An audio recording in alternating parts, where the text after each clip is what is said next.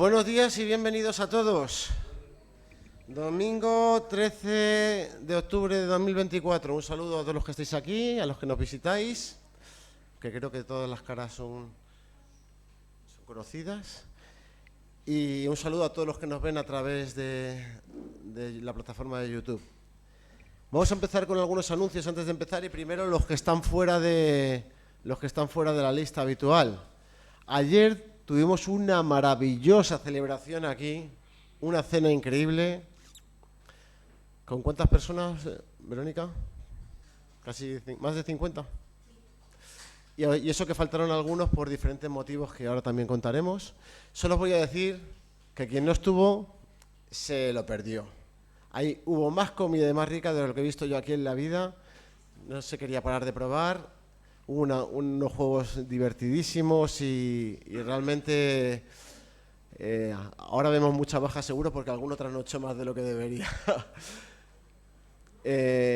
Quiero agradecer a todos los que han organizado y han participado activamente en la preparación de esto, desde la iniciativa hasta el final. No voy a decir los nombres, no quiero quitaros no quiero daros gloria aquí en público, sino que lo del Señor la recompensa.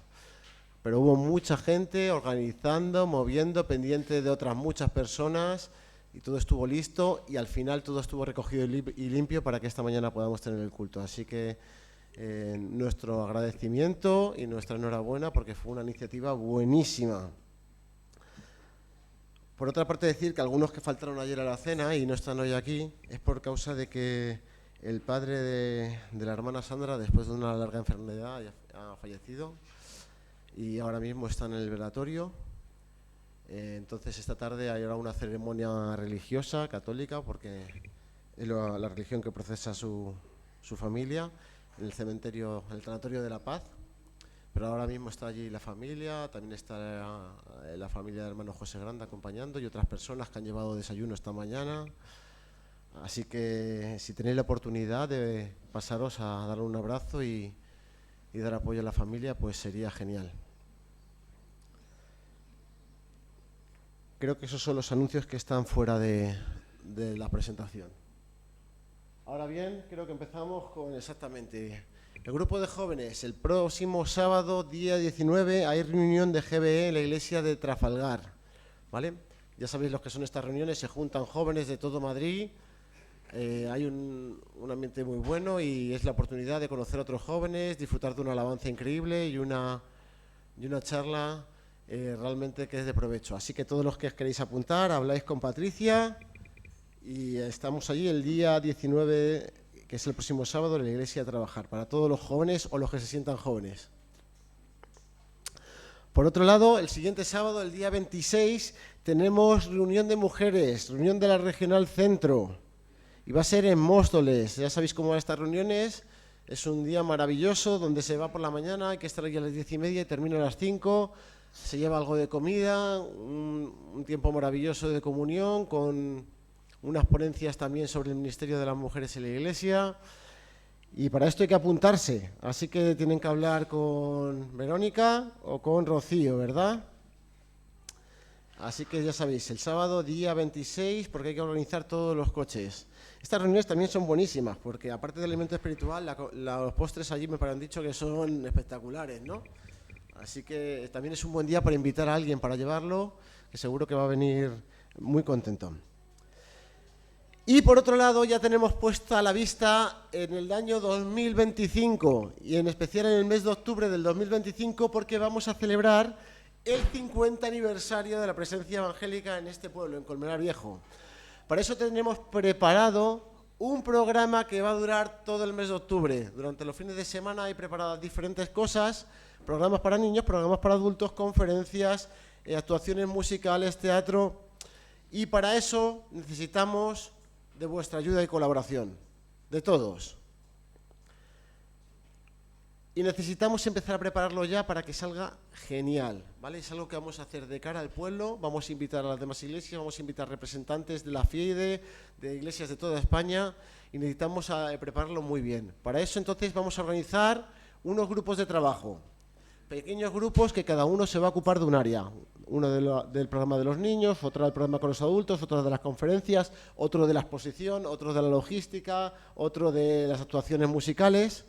Y necesitamos que os apuntéis a alguno de sus grupos, ¿vale? Todo el que quiera participar, aunque no sepa cómo, que hable con Patricia o con alguno de los miembros del consejo para que os introduzcamos en un grupo. Y si específicamente tienes el llamado a participar con algo, yo quiero formar parte de la logística. No sé muy bien qué hacer, pero no tengo problema en mover sillas ni en preparar bocadillos. Perfecto, pues apúntate, ¿vale? Si no sabes en qué grupo meterte y quieres colaborar, igual, dinos, yo quiero formar parte de esto y te buscaremos una tarea, algo en lo que puedas participar y realmente necesitamos de vuestra ayuda. Esto es una cosa que vamos a organizar nosotros y es un evento muy grande. Así que todos los que queráis colaborar, por favor, apuntaros a uno de estos grupos de trabajo. ¿Cuándo? Antes del 31 de este mes. Antes del 31 de este mes necesitamos saber los hermanos que se pueden comprometer, ¿vale?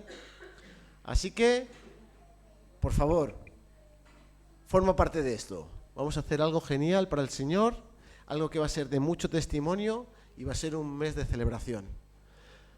¿Se me olvida decir algo de esto, Patricia? ¿Se me olvida decir algo de esto? ¿De lo del 50 aniversario? ¿Algo más? Sí. No, solamente que estamos en octubre, ahora estamos cumpliendo 49 años, el año que viene, a estas fechas tendremos ya 50, entonces son nuestras bodas de oro. ¿Qué evento más? Si ya celebramos nuestros matrimonios por 50 años, ¿cómo no vamos a celebrar que los evangélicos llevamos ya 50 años, ¿no? Entonces, ¿qué tenemos que hacer? Orar mucho, por las personas que van a venir, por las que van a escuchar, por las que están preparando ya y las que van a empezar a preparar ahora. Entonces, orar mucho. ¿Y qué más tenemos que hacer? Ahí hay unos grupos de trabajo en función de lo que a uno le guste, de sus capacidades, a lo mejor de su trabajo profesional, o en función de me gustaría trabajar con niños y nunca lo he hecho, o me gustaría saber cómo se organiza una conferencia y nunca lo he hecho. Pues si te apetece colaborar en cualquiera de estas cosas, o como he dicho, si no sabes en qué, hablas conmigo, con Jair o con cualquier otro miembro del consejo, que seguro que hay algo que puedas hacer en el aniversario, aunque sea pequeñito.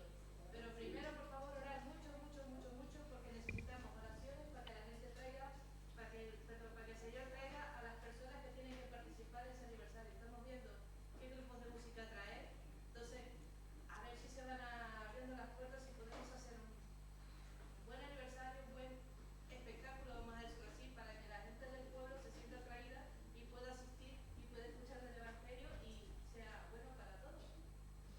Muy bien, muchas gracias, Patricia.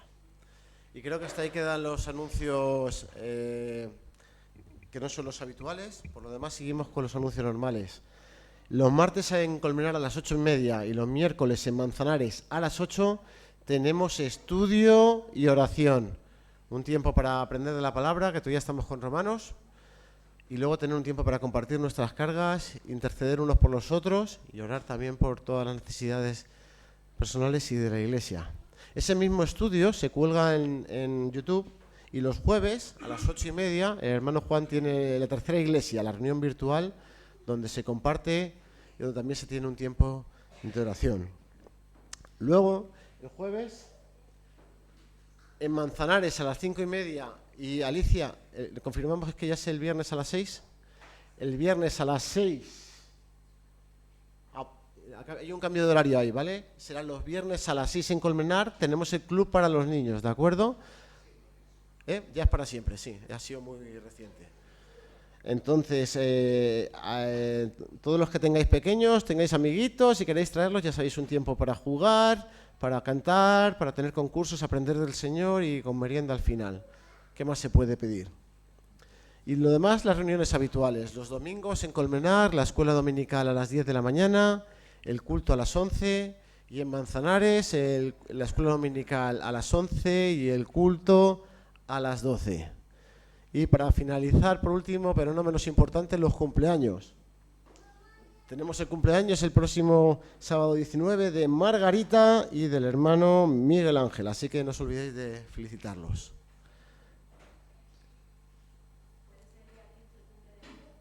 día 15 el cumple de Hugo. Mira, una buena apunte. Y el día 15 el cumple de Hugo, pasado de mañana.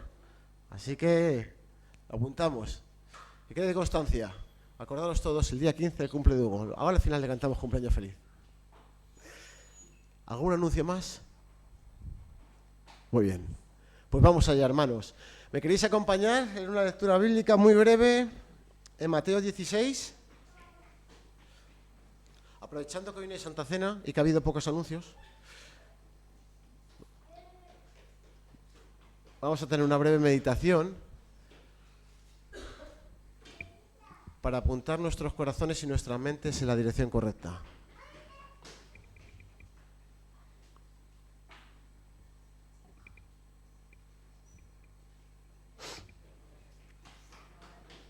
Versículo 24 de Mateo 16 dice: Entonces Jesús dijo a sus discípulos: Si alguno quiere venir en pos de mí, niéguese a sí mismo, tome su cruz y sígame. Si alguno quiere venir en pos de mí, niéguese a sí mismo, tome su cruz y sígame. Hermanos, ¿sabéis cuál es la diferencia entre un discípulo y un cristiano? Ninguno va a decir nada por miedo a que equivocarse en público. Pero ¿sabéis qué? En la Biblia prácticamente no aparece la palabra cristiano. Aparece 3 veces.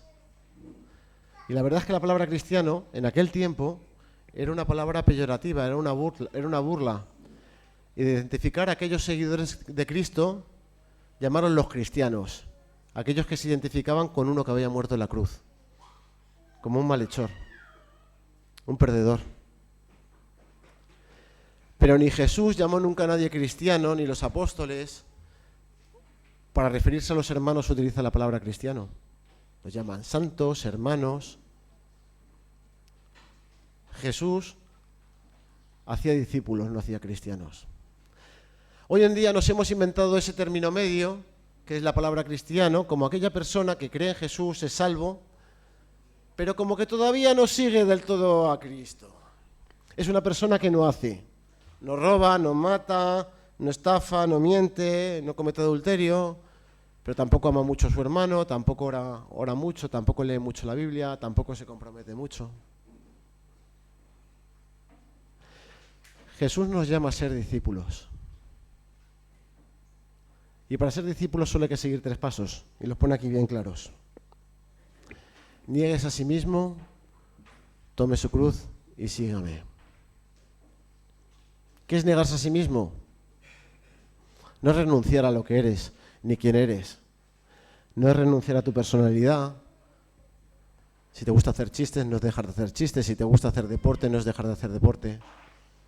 Negarse a sí mismo es poner a Dios primero en todo. No ir a trabajar es ir a servir a Dios en tu trabajo. No es estar con tu familia, sino servir a Dios a través de tu familia. No es hacer las cosas solo para mí, sino buscando honrar a Dios con todo lo que haga. Antes de pensar en mí, pensar en Dios. La segunda cosa es tomar tu cruz. Y cuando les dice a los discípulos aquí tomar su cruz, no está hablando de ser crucificado. Los discípulos ni siquiera pensaban en este momento que Jesús iba a morir en una cruz. No tenían ni idea. Pero sí sabían que una persona, cuando iba a ser ajusticiada en una cruz, se le ponía en sus espaldas el travesaño principal de la cruz y lo tenía que cargar hasta el punto donde iba a ser crucificado. Jesús le está diciendo a sus discípulos que no tengan que temer nada por servirle, que no tienen que temer nada y dejar nada, temer dejar atrás nada para seguirle a Él. Y quizá Dios no te pide dejarlo todo, pero sí te pide que estés dispuesto, porque si no, no hay forma de que Él sea lo primero. Y en tercer lugar, lo que dice Jesús es: sígueme. Sígueme. Jesús nos ha dejado ejemplo para que sigamos sus pisadas. Y lo que quiere que hagamos Jesús es vivir una vida a la altura de la que Él vivió. Amando al prójimo y amando a Dios sobre todas las cosas. Había una cosa que Jesús hacía continuamente y era dar gracias al Padre. Y hoy aquí estamos reunidos para adorar a Dios. Ahora, puedes adorar a Dios como cristiano o puedes adorar a Dios como discípulo. Dime tú qué crees, qué adoración va a agradar más a Dios. La adoración de una vida que está rendida a Él, que se niega a sí mismo y está dispuesto a tomar su cruz, o la adoración de una persona que simplemente no hace.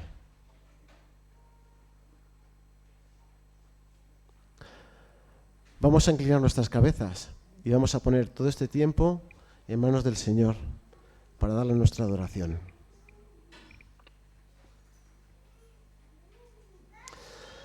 Padre nuestro que estás en los cielos, sabemos que hoy aquí nosotros estamos en tu presencia. Nos hemos reunido aquí como tu pueblo, como tus hijos, para adorarte. Pero no queremos que esta sea una adoración solo de palabras o de labios para afuera. Queremos que sea una adoración de corazón, una adoración que te honre. De personas que se han negado a sí mismas y que están dispuestos a seguirte. Sabemos que para ser tus discípulos no hay que saber más de la Biblia, ni tener más estudios, ni llevar 1000 años congregándose en una iglesia. Hay que estar dispuesto a ponerte a ti lo primero. Así que te pido por lo menos, aunque sea en este tiempo, que no haya otra cosa en nuestro corazón y en nuestra mente, que sea el adorarte a ti. El ser conscientes de tu presencia. El ser conscientes de que tú eres el Señor, que dio la vida por nosotros y por eso hoy nosotros tenemos salvación. No hay otro Dios, no hay otro Salvador. Te pedimos tu bendición para este tiempo, que sea un tiempo que te glorifique y que también enriquezca a tu pueblo, Señor. Todo esto te lo pedimos en el santo nombre de tu Hijo Jesucristo. Amén. Muy bien, pues nos ponemos en pie y vamos a pasar al tiempo de la alabanza.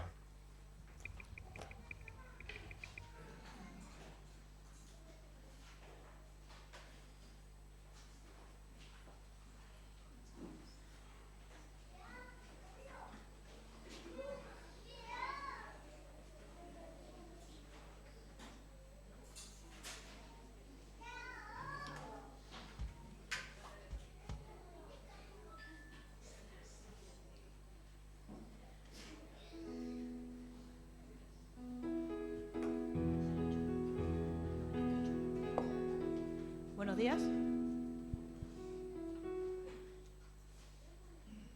Como se dijo, como comentó antes Jair, ayer tuvimos un tiempo muy bueno aquí, donde celebramos un poco, es el Día de la Hispanidad, al final, que todos hablamos castellano, y tuvimos unos cuantos juegos y empezamos a hablar de diferentes maneras en las que se dice algo en otros países, por ejemplo.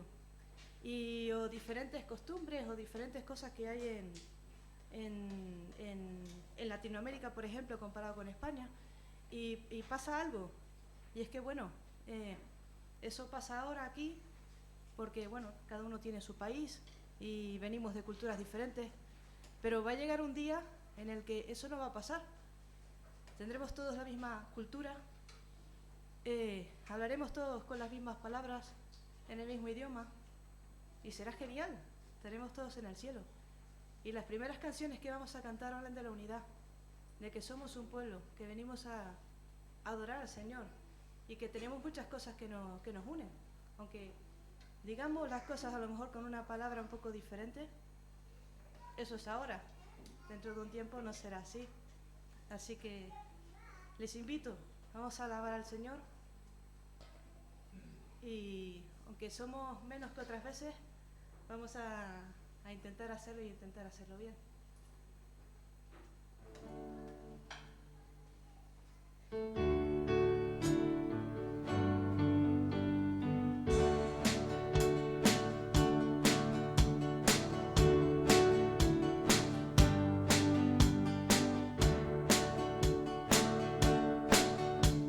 Mirad cuán bueno y cuán delicioso es.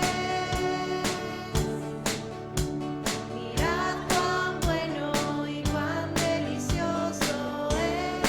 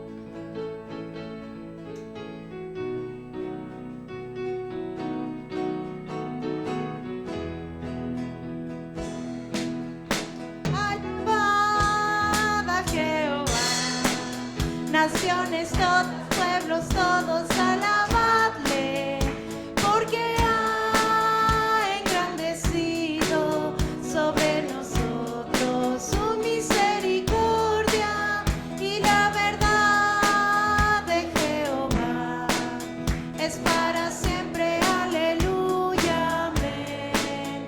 Y la verdad de Jehová es para siempre.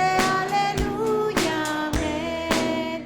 Yo tengo gozo en mi alma, gozo en mi alma, gozo en mi alma y en mi ser. Y es como ríos de agua viva, ríos de agua viva, ríos de agua viva en mi ser. Alabad a Jehová, naciones todas, pueblos todos, alabadle, porque ha engrandecido sobre nosotros su misericordia, y la verdad de Jehová es para siempre. Aleluya, amén. Y la verdad de Jehová es para siempre. Aleluya, amén. Yo tengo gozo en mi alma, gozo en mi alma, gozo en mi alma y en mi ser. Y es como ríos de agua viva, ríos de agua viva, ríos de agua viva en mi ser.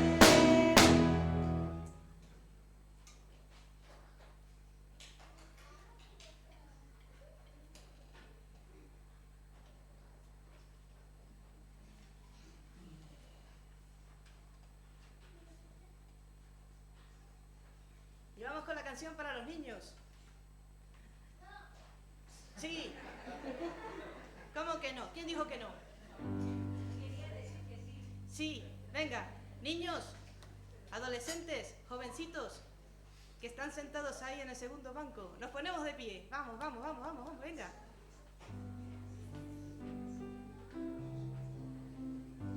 Esta canción la hemos elegido para ustedes. Así que habrá que hacer algo, habrá que cantarla. Entonces, ¿saben cómo es, verdad? Los hombres empiezan diciendo Cristo, las mujeres repetimos Cristo. Decimos, los hombres dicen te amo, las mujeres dicen te amo. Los niños van a repetir las canciones con la música con las mujeres, pero hay que decirlo alto, para que les escuchemos. Es una canción muy sencillita, muy fácil, muy fácil, muy fácil, pero dice una cosa tremenda. Dice, Cristo te amo, mi madre. Impresionante.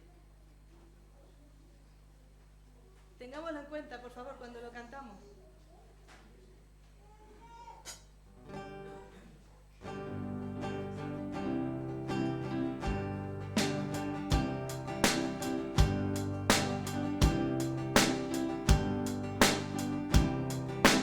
Cristo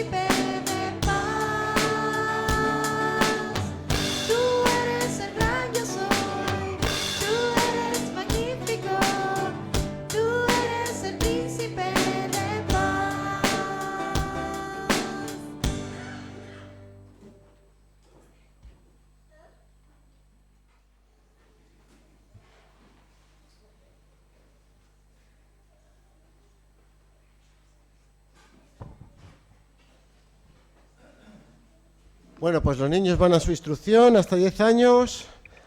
Con Verónica. Ánimo, hermana. Está saliendo el sol. Y los demás nos vamos a ir dirigiendo en nuestras Biblias, físicas o digitales, a Primera de Pedro. Hoy es un día emocionante. Empezamos nueva serie de predicaciones. Y nos vamos a centrar en la primera epístola de Pedro. 5 capítulos apasionantes.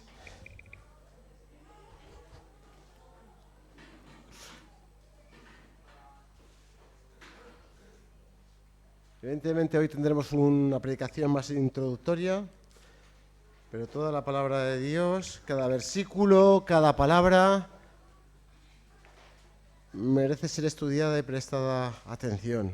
Así que hoy es simplemente el primer versículo, 1 de Pedro 1:1, que dice así: Pedro, apóstol de Jesucristo, a los expatriados de la dispersión en Ponto, Galacia, Capadocia, Asia y Bitinia. Así que hoy el hermano Juan comienza con esta serie de predicaciones.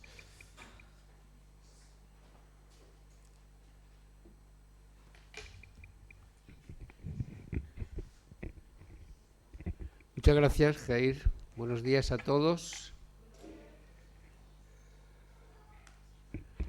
Justamente como ha introducido Jair, quería empezar yo. Porque es verdad que hay preferencias cuando abrimos la Biblia. A mí, por ejemplo, me gusta Juan. Me gustan las cartas de Juan también. No porque me llame yo Juan, sino porque me gusta cómo escribe el apóstol, ¿no? Hoy vamos a empezar con Primera de Pedro, pero quisiera que tuvierais bien clarito que desde Génesis 1:1 hasta el final del Apocalipsis, Dios se revela a través de su palabra. Cada uno de los libros, cada una de las cartas que aparecen en la Biblia no son Juan, no son Pedro, no son Pablo. Es Dios hablándonos a través de sus siervos. Y debemos de ser conscientes de lo que tenemos, que es un privilegio, porque en muchos lugares la Biblia no está permitida. En muchos lugares se alegran muchísimo cuando tienen una simple hoja de la Biblia o una hojita de calendario con algún texto. Es una bendición, porque está prohibido. A lo mejor hay gente encarcelada, como lo hubo en España hace unos años. Así que hoy empezamos una serie de predicaciones que va a tener como base la palabra de Dios en Primera de Pedro, y vamos a utilizar el comentario del hermano David Burr, un prestigioso predicador y maestro de la palabra, que nos va a guiar para aprender lo que el Señor quiere decirnos a través de esta carta. Como siempre que empezamos a predicar sobre un nuevo libro, una nueva carta, hacemos una introducción, que es lo que vamos a hacer hoy, básicamente para saber quién fue el autor, a quién iba dirigida la carta, la fecha aproximada en la que se escribió, dónde se escribió y el tema de que trata esta carta. Por eso el texto que hemos leído es el 1. De hecho, no vamos a entrar a explicar dónde está el Ponto, dónde está Galacia, dónde está Capadocia, eso se verá más adelante, pero sí vamos a hablar de Pedro, de el autor. Ahí tengo la última foto de Pedro que tenemos, que empieza diciendo en su carta: Pedro, apóstol de Jesucristo. En el siglo I, que es cuando se escribe, era normal que el autor se presentase y aquí exactamente lo hace igual. Pedro, apóstol de Jesucristo, que envía la carta a los cristianos expatriados en todos esos lugares que vienen ahí. Como digo, lo iremos viendo más adelante. Ahora vamos a centrarnos en Pedro. ¿Quién es Pedro? Este apóstol de Jesucristo. Y para ello vamos a ir a la Biblia, a algunos pasajes donde se habla de Pedro, bien conocido por todos vosotros, posiblemente sea uno de los apóstoles más famosos. Y ahí lo tenéis en 3 versículos, empezando en el libro de los Hechos, capítulo 15 y versículo 14. Simón ha contado cómo Dios visitó por primera vez a los gentiles para tomar de ellos pueblo para su nombre. Una de las cosas que casi todos conocemos es que el nombre de Pedro era Simón, ¿sí?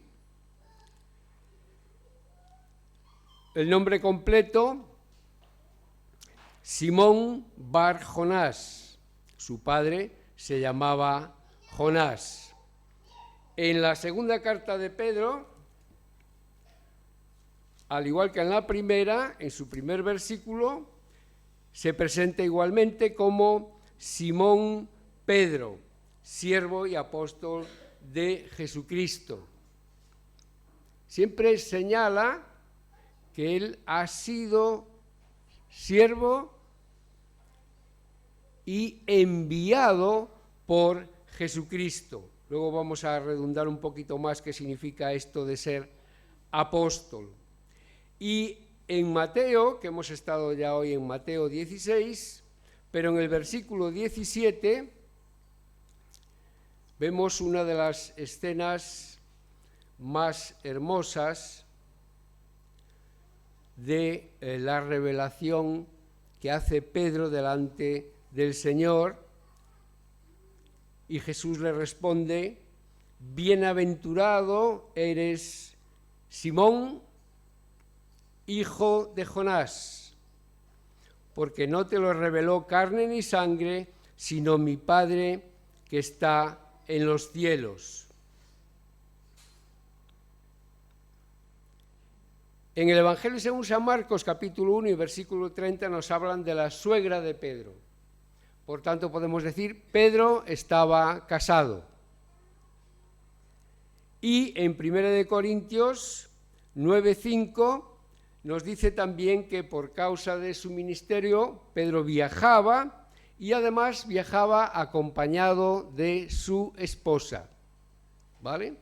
Por si alguno tenía dudas, el Señor Jesús no estaba en contra de que sus apóstoles estuviesen casados. Eso se malinterpretó después de algunos de los versículos que hablan del matrimonio. En Juan 1:44 nos dice que era de Betsaida. Betsaida era una ciudad de Palestina. Y luego vivió en Capernaum, que también se llama Cafarnaum. Esto es una foto de las ruinas que quedan de Capernaum. ¿Veis cómo era un pueblo pequeñito, un pueblo pesquero?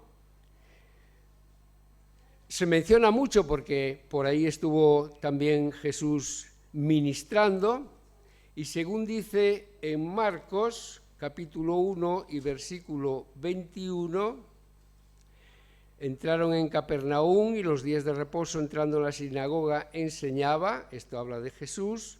Y después dice en el 29, al salir de la sinagoga vinieron a casa de Simón, que es nuestro Pedro, y Andrés con Jacobo y Juan. Así que se deduce que Pedro tenía una buena casa ahí en Capernaum, donde podía invitar a Jesús y a sus discípulos.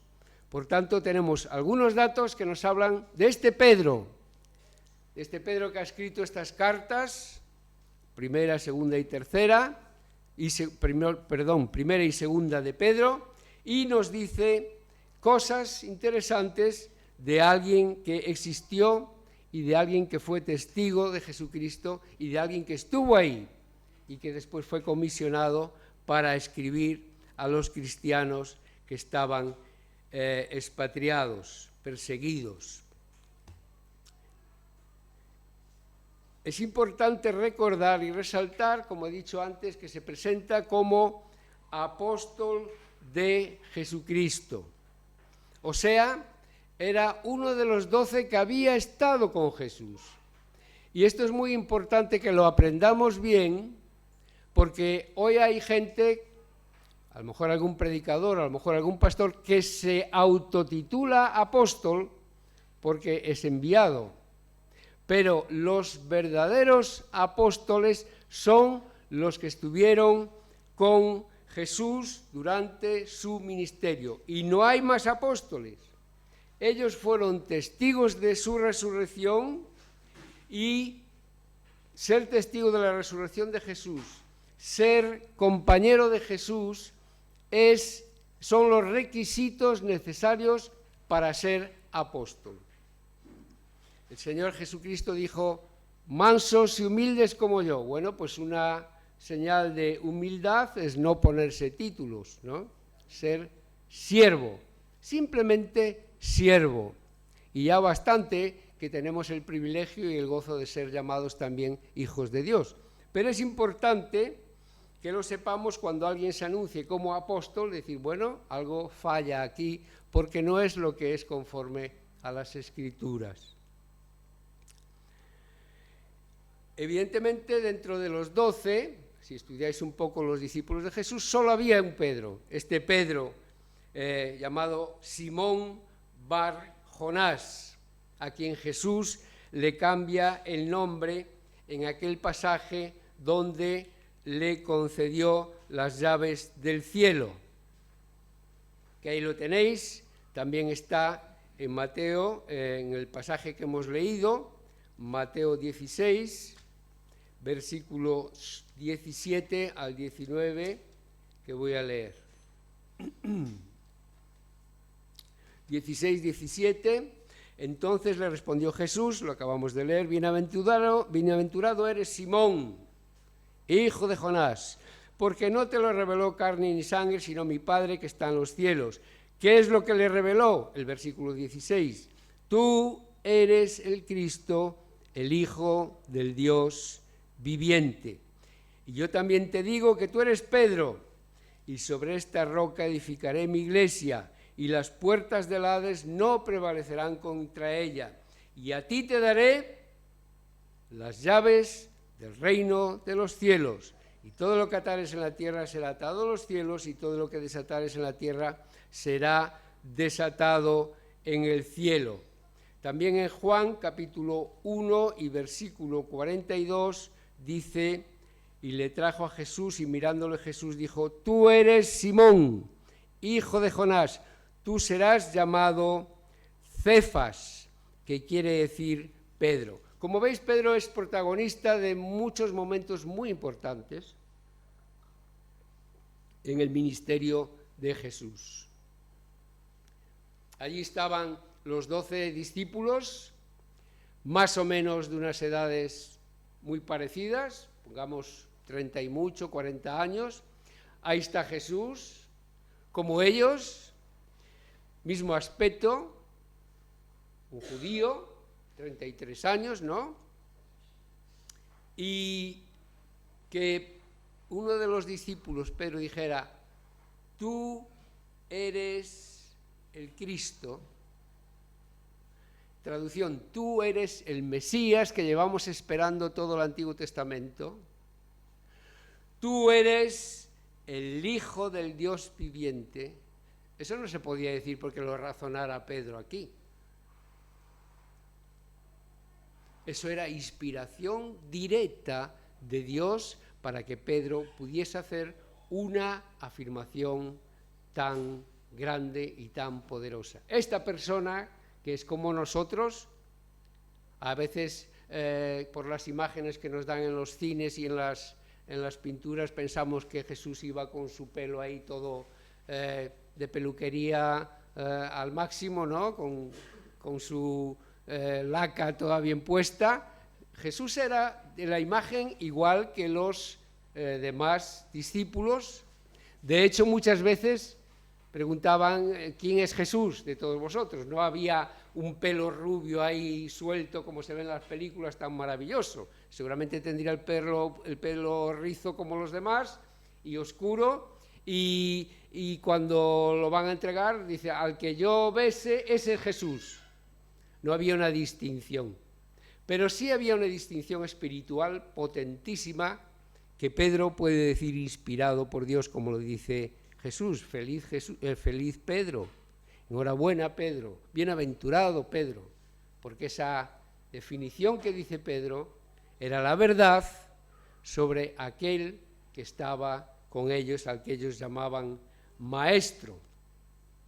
Y Jesús, una costumbre que había en aquella época, que era que el maestro les ponía nombres que tenían un significado más potente, le llama Cefas, que ahí os lo pongo traducido también al arameo. En arameo se dice Kefa, igual que Pedro viene del griego Petros. Todas estas palabras significan piedra. Y en esta carta de Primera de Pedro que estamos tratando, Pedro va a hablar de piedras, pero no se lo aplica a sí mismo, se lo aplica especialmente a Cristo y a todos los creyentes. ¿Vale? Enseña que de la verdadera piedra base, la piedra fundamental, la piedra clave del edificio que es la Iglesia, es Jesucristo, la piedra viva, que fue, como dice en 1 Pedro 2,4, que fue ciertamente rechazada por los hombres, pero delante de Dios es elegida y preciosa. Otra verdad muy importante que vamos a ver en esta epístola y que debemos de saber todos: la Iglesia está fundada, edificada, construida por Cristo mismo. Y la piedra base, la piedra fundamental, la piedra clave que sostiene ese edificio es Jesucristo, no es Pedro, como se enseña en otras religiones. Y a los creyentes también nos va a llamar piedras. No porque todos nos llamemos Pedros, ni Cefas, sino nos va a llamar piedras vivas en el sentido de formar parte de ese edificio, de ese cuerpo unido que es la Iglesia.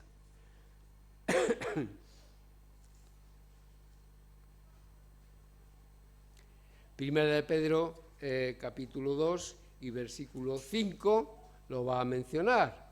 Vosotros también, como piedras vivas, sed edificados, no estancados, edificados como casa espiritual y sacerdocio santo para ofrecer sacrificios espirituales aceptables a Dios por medio de Jesucristo.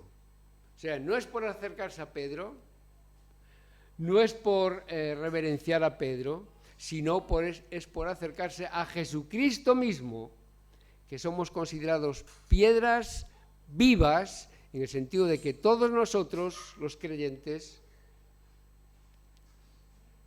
como decía esta mañana, los discípulos verdaderos, los verdaderos cristianos, los verdaderos hijos de Dios, formamos la Iglesia. La Iglesia no es el edificio es donde nos reunimos, la Iglesia somos nosotros, cada uno piedra viva, muy importante, no una planta, no alguien que está en una maceta que hay que regarlo para que crezca. Piedras vivas.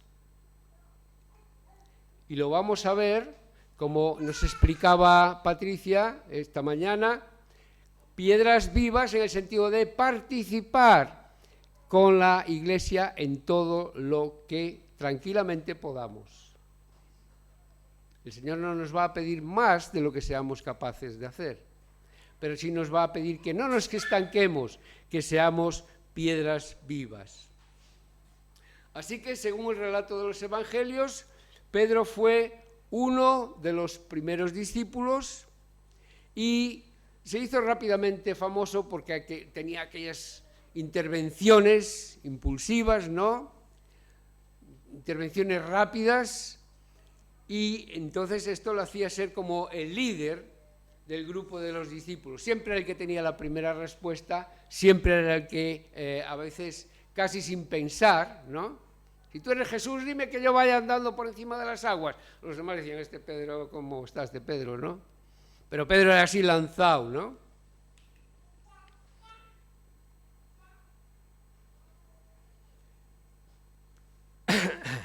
Jesús mismo lo eligió junto con Jacobo y Juan para aquel momento especial de la transfiguración en el monte. El mismo Jesús reconocía este potencial de Pedro, ¿no? Entonces él, cuando va a subir al monte y va a ver la transfiguración, se lleva a Jacobo, se lleva a Juan, se lleva a Pedro, y esto le impacta en gran manera y le deja impresiones muy fuertes, como se lee en su segunda carta, en el capítulo 1, versículos 16 al 17. Y Pedro está diciendo, no os hemos dado a conocer el poder y la venida de nuestro Señor Jesucristo siguiendo fábulas. Hemos estado allí, hemos oído a Jesús, lo hemos tocado, habiendo visto con nuestros propios ojos su majestad. Cuando él recibió de Dios Padre honra y gloria, en aquel momento le fue enviada desde la magnífica gloria una voz que decía, este es mi Hijo amado.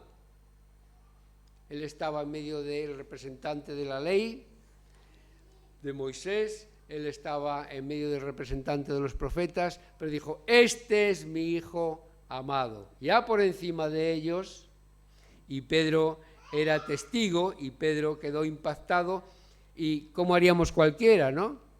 Si estuviéramos ahí. A ver qué nos iba a decir que no. He estado ahí en el monte, he visto cómo Jesús se transforma, cómo sus vestidos se vuelven, bueno, ningún anuncio de detergente puede poner tanta blancura, porque era la santidad de Dios reflejada en ese momento. Y Pedro es testigo, y si nosotros estuviéramos ahí seríamos testigos oculares, como fue él, de la grandeza y de la divinidad de Dios. Entonces, Pedro no puede callar y no puede por menos que decir, yo he estado ahí, yo he sido testigo y así os lo cuento. Nosotros estamos ya en la etapa de creer sin ver, porque creemos por fe y por fe, por medio de la fe es que somos salvos. Antes he mencionado que en el pasaje de Mateo capítulo 16 Jesús le concede las llaves del reino de los cielos.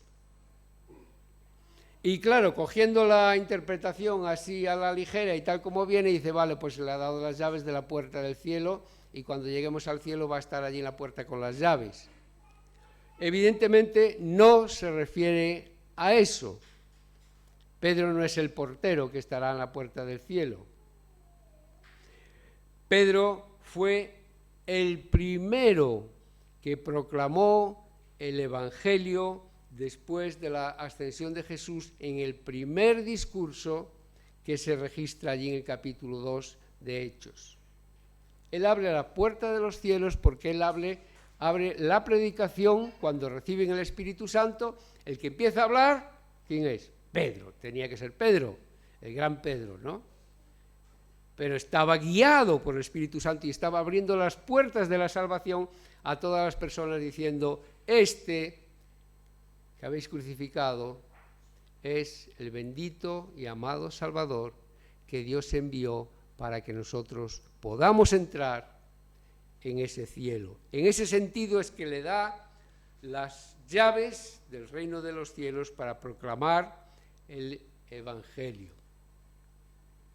Entonces vemos que Pedro se presenta a los lectores como apóstol de Jesucristo, que se puede entender de dos maneras y las dos son ciertas. Puede significar que Jesús es quien lo envió y autorizó, o puede indicar que Jesús es el tema de su predicación y el objetivo de su servicio. Las dos formas de verlo son correctas. Pero no quita que el título de apóstol, igual que Pablo, igual que los demás apóstoles, le da una autoridad especial a la hora de escribir el mensaje que el Señor le inspira. El don de apóstol le fue dado por Cristo mismo, algo que hizo con el resto de los elegidos. Esto se ve en Lucas capítulo 6, resalta, sabéis que Lucas es el evangelista más detallista, ¿no? Y aquí resalta eso, que es muy importante. Lucas capítulo 6 y versículo 13, ahí lo tenéis. Cuando era de día, llamó a sus discípulos, escogió a 12 de ellos, a los cuales también llamó apóstoles. El mismo Jesús llamando apóstoles a sus 12. Creo que este título no solamente nos muestra la humildad de Pedro, porque él era apóstol, sino que por encima sobresale la autoridad con la que escribe, la autoridad que le dio el mismo Jesucristo. O sea, constituye la razón por la que los lectores debemos de prestar atención. Pedro, apóstol de Jesucristo, os escribo esto. Y hay autoridad que está respaldando. No podemos despreciar ni minusvalorar al siervo, porque si lo hacemos, también estamos minusvalorando al Señor del siervo.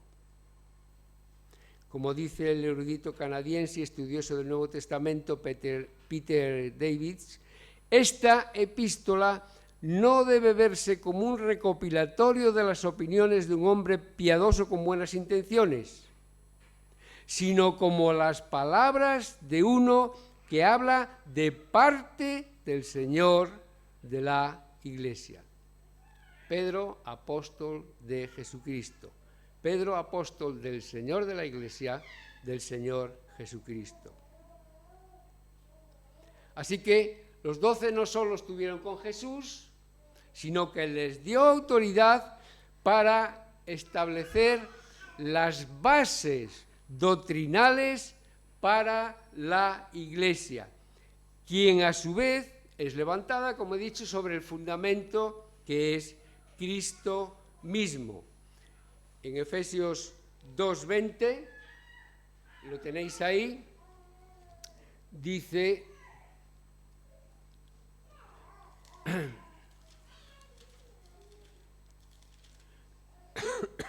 edificados, está hablando de la Iglesia, sobre el fundamento de los apóstoles y profetas, la doctrina que el Señor les enseñó, la doctrina que el Señor les inspiró,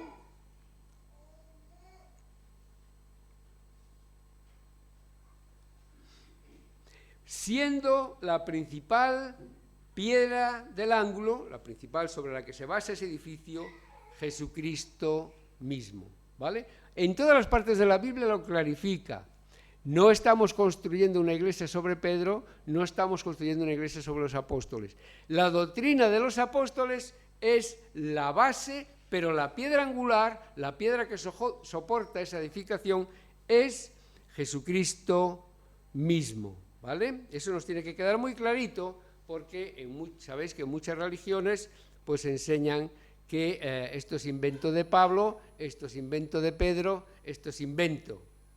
Y fue Jesucristo mismo, y es Jesucristo mismo sobre quien está construida la Iglesia y quien construye la Iglesia. Por eso muchas veces oramos que el Señor añada a su Iglesia a aquellos que van a ser salvos, porque es el Señor, no somos nosotros. Por eso no se debe nunca valorar una iglesia porque esté llena, o porque seamos 2000, o porque seamos 1000. Es el Señor el que añade, y lo añade de manera concienzuda, de manera bien hecha, de manera que Él va añadiendo conforme a su propósito a aquellos que van a ser salvos.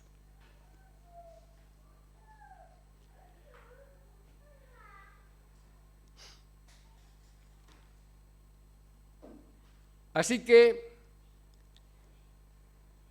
entender que este edificio está hecho, como dice en Efesios, sobre el fundamento de apóstoles y profetas. Ya he dicho antes que como apóstoles de Jesucristo son enviados con su autoridad para establecer las bases doctrinales y el ordenamiento sobre el que descansa la Iglesia.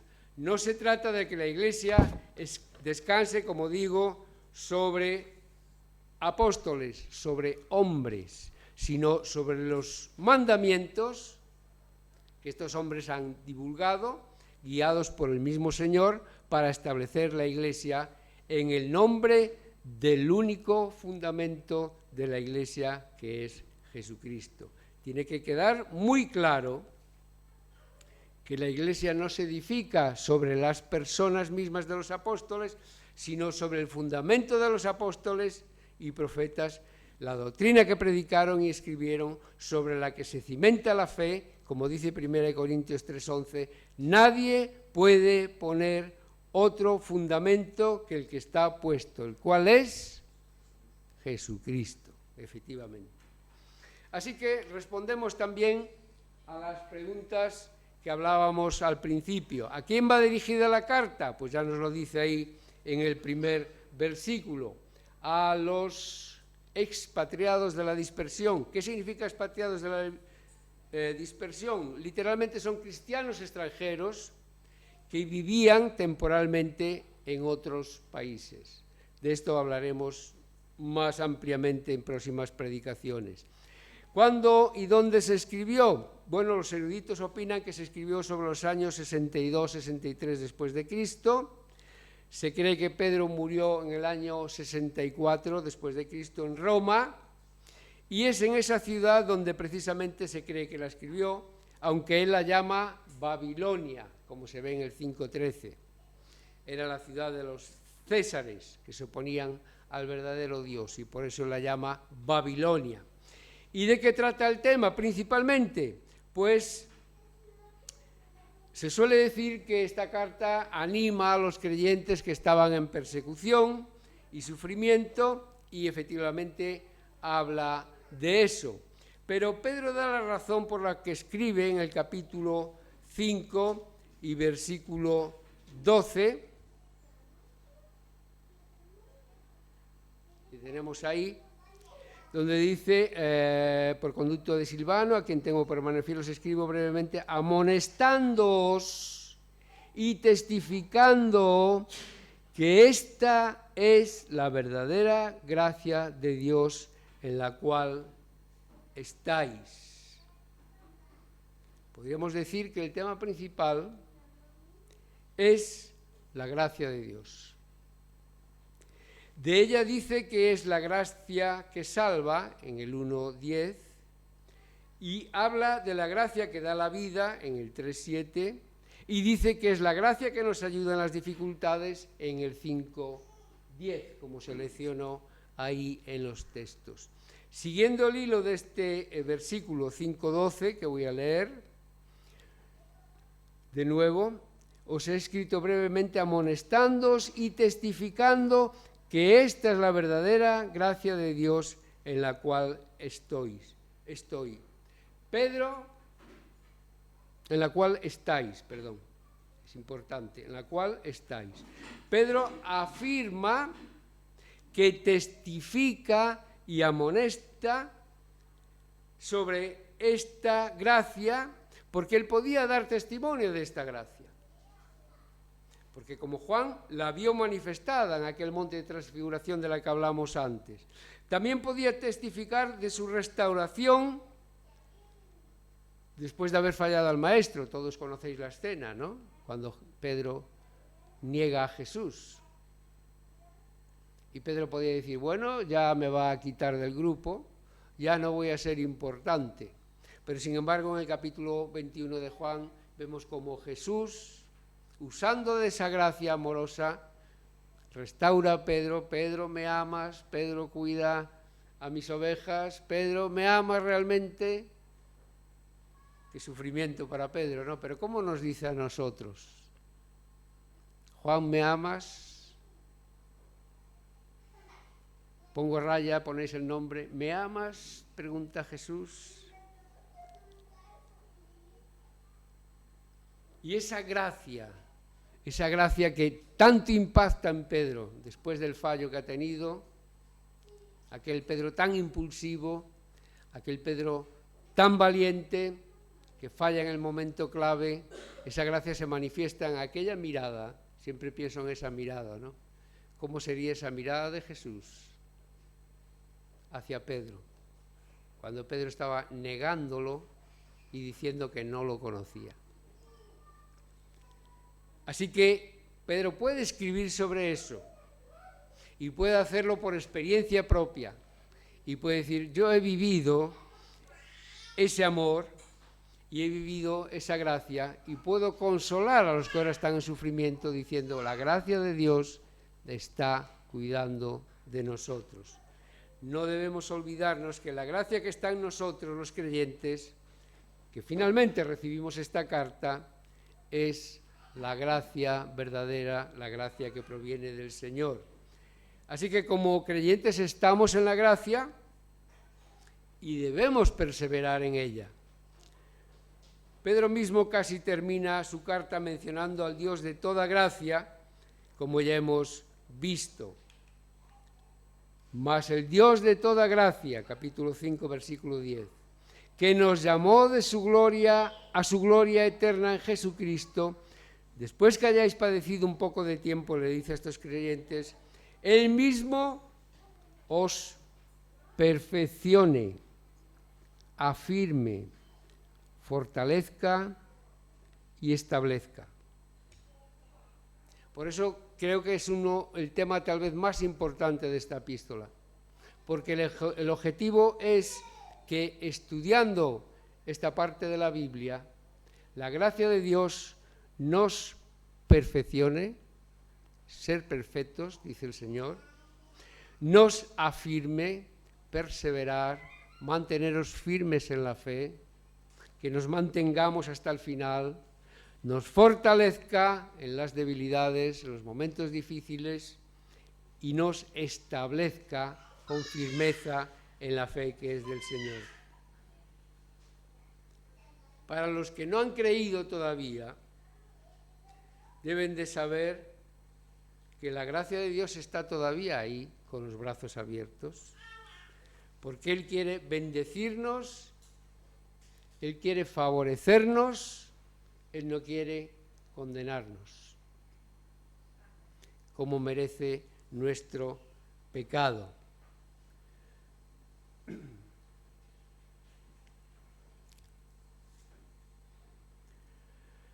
La gracia es su bondad hacia los que no lo merecen. La gracia, dice en Juan 1:17, vino por medio de Jesucristo. La ley de Dios preparó el camino para que la gracia se manifestara, como estudiamos los martes en Romanos. La gracia se manifiesta a través del Evangelio de Jesucristo. La ley condena, porque señala el pecado, pero la gracia de Dios salva.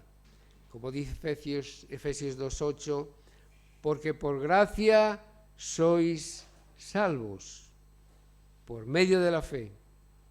Y esto no es de nosotros, es un don, un regalo de Dios para todo aquel que cree. Está ahí esperando para que el hombre se vuelva a Él, porque Él quiere, como dice en la Escritura, que nadie pase a condenación. Amén. Gloria a Dios. Vamos a terminar el culto y lo vamos a hacer en oración. Como llevamos mucho tiempo sentados, los que puedan ponerse en pie, con reverencia, vamos a terminar este tiempo. Hablamos con Dios. Padre nuestro que estás en los cielos, gracias, Señor, por tu palabra.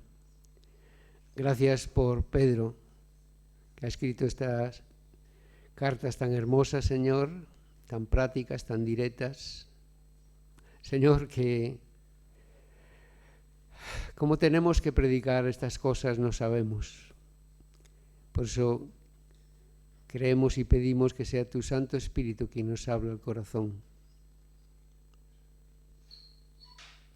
Que sean tus palabras, no las nuestras. Esas palabras inspiradas que lleguen con profundidad a nuestra vida.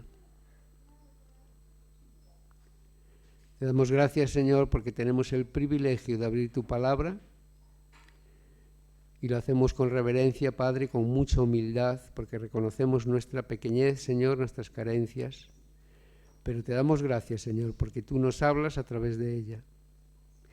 Tú nos hablas a los creyentes que estamos aquí, también a los no creyentes, incluso por medio de nuestras vidas y nuestro testimonio. No podemos decir que hemos visto la gloria de Jesús con nuestros propios ojos, pero la vemos a través de la fe en nuestras vidas cada día, cada minuto, cada momento. Padre amado, al empezar esta semana, Señor, queremos pedirte que estas cosas estén grabadas en nuestro corazón y que recordemos que somos salvos por medio de la fe, por la gracia tuya, Señor, tan acogedora, tan cariñosa, tan amorosa. Un regalo tuyo que tú nos das en la persona de Jesucristo.